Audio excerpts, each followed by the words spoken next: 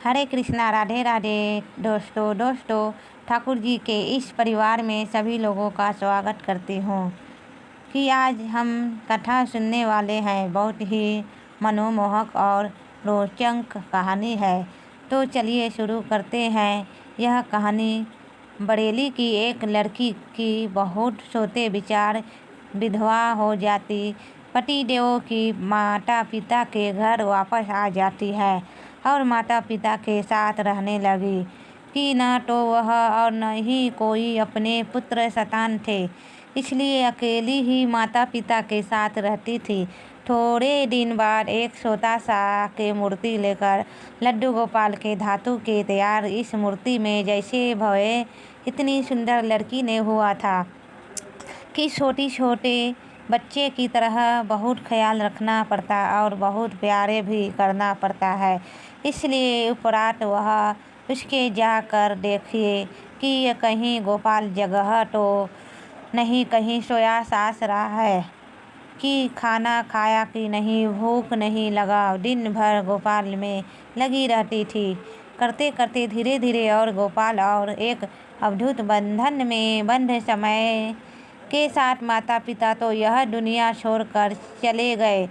दुनिया के पिता ने कुछ पैसे रखे गए थे उसी दिन और जितने भी लोग कुछ ना कुछ सामान उपहार लाख दे जाते थे और बेटा तो यह दिन भर बातें करती रहती थी।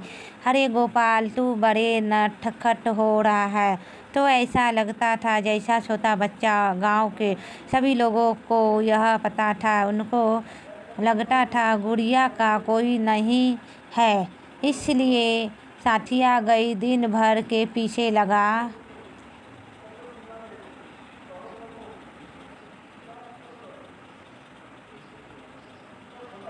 देता, लेकिन फिर भी उनके ऊपर कोई भी कुछ नहीं बोलते थे कि उम्र हो गई थी।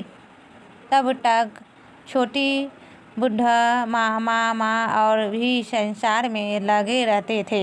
एक समय की बात है जब गांव वाले एक तीर्थ होकर प्रयाग कुंभ दर्शन के लिए जाने के लिए तैयारी शुरू किया। जैसे मैं कोई भी पूछा, हम लोग प्रयाग कुंभ दर्शन करेंगे करके, तुम लोग मेरे घर में जाने के लिए तो लला को पूछना पड़ेगा। सभी लोगों को बढ़ा दो। कौन सा बात हुई। फिर भी बुढ़िया चली गई और थोड़ी देर बाद घर में पहुंचकर गोपाल को बोले, देख गोपाल, सब लोग जा रहे हैं प्रयाग में गंगा स्नान के लिए, मुझे भी जाना है। अरे कुछ तो पूर्ण कर, तू लूटने के काम कर लूँ। दिन बढ़ते चले जाते हैं। कल जब मैं भगवान के पास जाऊंगी ना, मुझे छोड़कर भगवान के प्रति निष्ठा तथा पुत्र संतान इतना प्यार करते हैं और इस तरह को मुझे ना प्रयाग में गंगा स्नान करके आने, जल्दी आऊँगी, तेरे लिए जाऊँगी और वह बहुत ठंडा में लोग भी न बहुत होती है। तो ऐसे में छोटे बच्चे वहाँ जाकर करेंगे क्या। तू घर पर हीरा एक दिन घर पर रह जा, मैं जल्दी आ जाऊंगी। कि यह बोलकर बुढ़िया वापस आई और बोले कि चलो भैया, मैं भी जाऊंगी तुम्हारे साथ गंगा स्नान के लिए। गोपाल मंडी है, वह घर पर रहेगा। सब लोग उनके बोले ठीक है, फिर चलो, टाक तैयार है, कल सुबह निकलेंगे। सुबह सभी लोग निकल गए। सुबह तैयार होकर निकल गई और थोड़े दूर गई थे तब तक जोर से बोलने दो, मेरे को साथ लाना है। एक बार के लिए थोड़ी देर गया था तो सब लोग बहुत गुस्सा हो रहे थे इस बात से, पर क्या करे, जब साथ में ले जाना हो रहा है तो कुछ तो करना ही पड़ेगा। दौड़ गई और अपने गांव वालों को अपने साथ लेकर जल्दी से वापस आ गई और बोलते बोलते, तूने बोला था कि घर पर, और फिर भी जिद किया। लोगों के सामने बड़ा जिद करता है तू। गोपाल आजकल ऐसी बात करते करते पूरे रास्ता बढ़िया गई। सब लोग इनके बात सुन रहे थे। सबको लग रहा था बुढ़िया सतिया गई है। जैसे जैसे उम्र बढ़ती है इनके दिमाग खराब हो रहा है पर दुनिया को इस बात से कोई मतलब नहीं था। वह तो अपने लाट से बात करते हुए कब प्रयाग पहुंच गए उनको पता ही नहीं चला। प्रयाग पहुंचकर सभी लोग अपने अपने स्नान का बदोबस्त कर रहे थे। इतने में बुढ़िया ने गोपाल को बोला, देखो पालतू बड़ा छोटा सा है और इतने ठंडे पानी में नहा आएगा तो बीमार हो जाएगा, तो यह हिमेट में जल्दी से गंगा में डुबकी लगा कर आती हूँ। पर गोपाल माना, नाम मुझे भी जाना है, मुझे भी नहाना है। अब क्या करे, गोपाल तो कोई बात सुनता ही नहीं है। यही सोचकर बढ़िया उनके लेकर गए और गंगा में अपने साथ 3 डुबकी लगा लिया।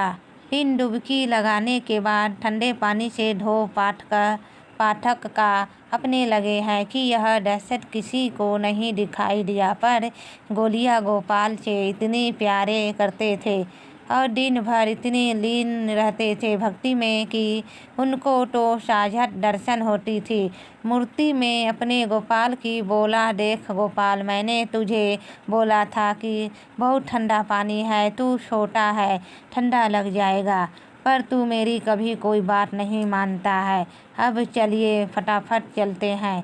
जल्दी से गुड़िया उनको लेकर आए और उनको टावट से बढ़िया पास के पोशाक समेत पहना कर तैयार कर दिया और फिर एक गिलास गरम दूध गोपाल को दिए और सामने बैठी महिला को बोले, इनको थोड़ा सा लोग गरम दूध की भोग लगा दो, मैं तब तक कपड़े बदल कर आती हूँ। इतने टाइम तक बढ़िया गीले कपड़े में ही ठंडे में एक कपड़े थी, पर क्योंकि छोटा सा बच्चा है उसकी पहले इकबाल ज़रूरी है, इसलिए अपना ख्याल ना करते हुए गोपाल की सेवा कर रहे थे। अब गुड़िया गए ऑफिस जाकर अपना कपड़े पर चेंज करके फिर वापस आए और बोला, गोपाल तू बड़ा नटखट है, बड़ा बदमाशी करता है, कोई बात नहीं सुनता है। बाकी बच्चे भी तो आए हैं, कोई बच्चे ऐसा करते हैं क्या? सब लोग अपने अपने मार्क्स बात सुन रहा है, बस तो यह है मेरा कभी कुछ नहीं सुनता है।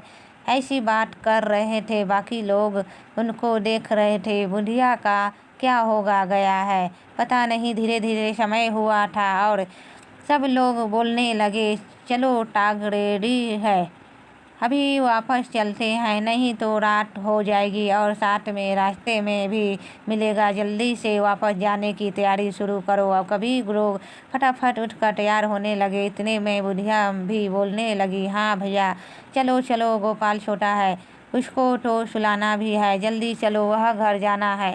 सब लोग उनके तरफ देखे, कोई कुछ नहीं बोला, पर यह क्या थोड़े समय होने के बाद ही बोल रहे हैं, तो यह नहीं जा रहा है। कहना है कि गंगा किनारे बैठकर भी मैं का अच्छा सा जलेबी खाकर तभी मैं जाऊँ। यह उनके बाकी लोगों को बड़ा गुस्सा आया। लोग बोलने लगे, यह तुम्हारा गोपाल बोलता भी है, अपना तुम्हें खाने का मन कर रहा होगा और गोपाल के नाम पर चढ़ा रहे हो। यह सुनकर गुड़िया को बड़ा दुख हुआ और गोपाल को बोला, देखा लोग कैसे बात करते हैं तेरे वजह से, तो लोगों मुझ पर विश्वास भी नहीं कर रहा है। अब चलिए फटाफट उठ और जिद मत कर, चल कर घर पर जाकर मैं तुझे खिलाऊंगी। पर गोपाल मारने वाला कहा था, नाम मैं नहीं जा रहा हूँ, मुझे तो यहाँ पर घी की जलेबी खाकर ही जाना है, अब मन करे तो क्या करे। भैया गोपाल नहीं मान रहा है। थोड़ा सा उनके लगी, फिर हम चले। तो इतने में एक आदमी बहुत ज़्यादा गुस्सा हो गया और बोला, लेकर आता हूँ तुम्हारे लिए जलेबी, और कहीं अगर तुम्हारे गोपाल ने वह भी नहीं खाया ना, तब मैं दिखाता हूँ, यही दुआ दूंगी, तब समझ में आएगा, प्ले करो। मैं का आंखों में पानी भर आया, बोला, गोपाल देखा वह भी क्या करे, सुनता ही नहीं है, बात ही नहीं सुनता है। आदमी तब तक चला गया था और थोड़ी देर बाद उस जलेबी लेकर वापस आया, गोपाल को जलेबी दिया। और अपनी यार चल से गोपाल को ठग दिया। बोले कि देखो यह गोपाल थोड़ा शर्म आता है, हल्दी मेरे साथ रहा है, कभी किसी के सामने खाना नहीं खाता है, इसलिए इसको ढूंढना जरूरी है।